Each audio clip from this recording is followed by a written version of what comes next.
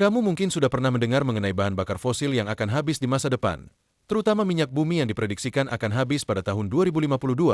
Hal ini menyebabkan banyaknya transisi penggunaan bahan bakar fosil ke sumber energi yang lebih sustainable terutama dalam sektor transportasi, seperti motor listrik, mobil listrik, bahkan kereta listrik.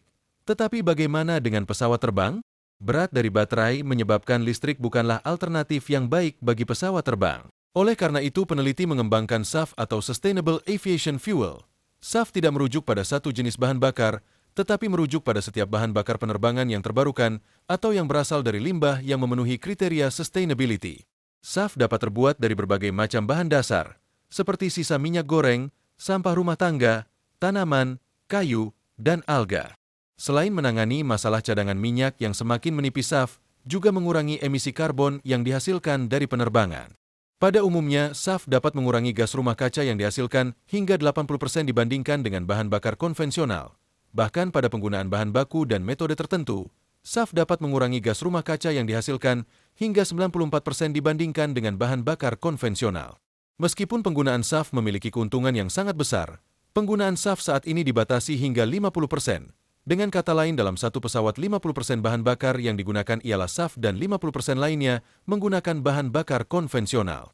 Tentunya di masa depan SAF diharapkan dapat menggantikan bahan bakar fosil sepenuhnya, seperti Boeing yang menargetkan penggunaan SAF 100% pada tahun 2030. Penggunaan SAF tidak memerlukan modifikasi apapun baik dalam sarana pengisian bahan bakar pesawat ataupun pesawat itu sendiri.